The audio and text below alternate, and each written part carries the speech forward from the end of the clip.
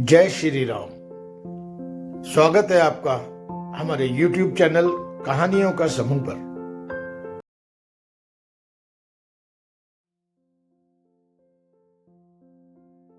बुढ़ापे की लाठी कौन, बेटा या बेटी? या फिर आज भी सुबह रोज की तरह सोसाइटी के पार्क में किसी टॉपिक पर गर्मा गर्म बहस चल रही थी और बहस का विषय था कि आदमी के बुढ़ापे की लाठी यानी सहारा उसकी बेटी होती है या उसका बेटा। ज्यादातर लोगों का कहना था कि बेटा ही इंसान के बुढ़ापे की लाठी होता है, मगर कुछ का मानना था कि नहीं, बेटी भी सहारा होती है। जब काफी बहस हो चुकी तब पीछे से सतेंद्र जी की आवाज आई, आप सब अपनी अपनी जगह सही हैं, मगर मेरी राय में इंसान के बुढ़ापे का सहारा इन दोनों में से कोई भी नहीं है, ना बेटा ना बेटी। तब सभी का एक ही प्रश्न था, फिर कौन? सतेंद्र जी ने कहा, मैं आप सबको अपने ही घर का एक वाकया सुनाता हूं, सुनकर शायद आप भी मेरी बात से इत्तेफाक रखें। रविवार का दिन था, घर में कुछ पारिवारिक मेहमान आए हुए थे। उस दिन भी इसी टॉपिक पर बहस चल रही थी।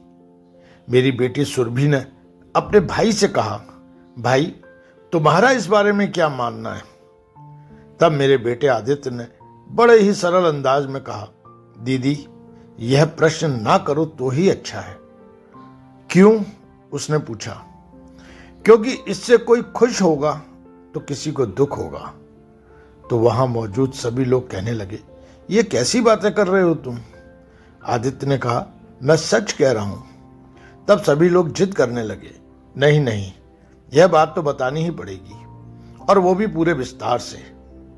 तब आदित्य ने कहा, तो फिर सुनो, इंसान के बुढ़ापे का सहारा उसका बेटा या बेटी नहीं बल्कि बहू होती है। जैसा कि हम अक्सर लोगों के से सुनते आए हैं कि बेटा या बेटी इंसान के बुढ़ापे की लाठी होते हैं, इसीलिए लोग अपने जीवन में एक बेटा एवं बेटी की कामना जरूर रखते हैं ताकि उनका बुढ़ापा अच्छे से कटे। मगर सच्चाई तो यह है कि घर में बहू के आ जाने के बाद बेटा अपनी लगभग सभी जिम्मेदारी अपनी पत्नी के कंधे पर डाल देता है और फिर बहू बन जाती है अपने बूढ़े सास ससुर की बुढ़ापे की लाठी। जी हाँ, मेरा तो यही मानना है। वो बहू ही होती है जिसके सहारे बूढ़े सास ससुर अपना जीवन अच्छे से व्यतीत करते हैं। एक बहू को अपने सास ससुर की पूरी दिनचर्या मालूम होती है। वो कब और कैसी चाय पीते हैं, क्या खाना बनाना है, शाम के नाश्ते में क्या देना है, रात को हर हालत में 9 बजे से पहले खाना बनाना है। अगर सास ससुर बीमार पड़ जाएं तो पूरे मन या बेमन से बहू ही देखभाल करती है। अगर एक दिन के लिए बहू बीमार पड़ जाए या फिर कहीं चली जाए तो पूरे घर की धुरी हिल जाती है। परंतु यदि बेटा 15 दिन की यात्रा पर भी चला जाए तो भी बहू के भरोसे घर सुचारू रूप से चलता रहता है।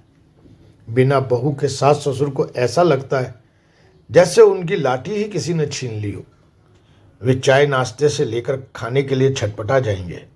कोई और पूछने वाला उनके पास नहीं होता, क्योंकि बेटे के पास समय नहीं है, और अगर बेटे को समय मिल भी जाए तो वो कुछ नहीं कर पाएगा, क्योंकि उसे ये मालूम ही नहीं है कि माँ बाबूजी को सुबह से रात तक कब क्या क्या देना है, क्योंकि बेटे के चंद सवाल होंगे और बस उसकी जिम्मेदारी खत्म। जैसे माँ बाबूजी ने खाना खा लिया, चाय पी ली, नाश्ता कर लिया, लेकिन कभी भी ये जानने की कोशिश नहीं करते कि वे क्या खाते हैं, कैसी चाय पीते हैं। ये लगभग सभी घरों की कहानी है। मैंने तो अधिकतर ऐसी बहुएं देखी हैं जो अपनी सास की बीमारी में उनकी तन मन से सेवा करती हैं। इसीलिए मेरा मानना है कि बहू ही होती है बुढ़ापे की असली लाठी। लेकिन एक सच्चाई और भी है कि आपको भी ये सोचना चाहिए कि हर वक्त मेरा राजा बेटा, मेरी रानी बेटी की रट छोड़ मेरी अच्छी बहू रानी की रट भी लगानी चाहिए। अतः अपनी बहू में सिर्फ कमियां ही ना ढूंढें, बल्कि उसकी अच्छाइयों की भी कद्र करें। बहू के त्याग और सेवा को पहचानिए। बेटे एवं बेटी से पहले बहू को अपना मानिए और मेरी बेटी मेरा अभिमान, मेरा बेटा मेरा अभिमान कहना छोड़ो, गर्व से कहो मेरी बहू मेरा अभिमान। कुछ पल की खामोशी के बाद सभी ने तालियां बजाकर सत्येंद्र जी की बात का समर्थन कर दिया। फ्रेंड्स, अगर आज का प्रसंग अच्छा लगा हो तो कृपया हमारे चैनल को लाइक एवं सब्सक्राइब जरूर करें। Thank you very much. धन्यवाद।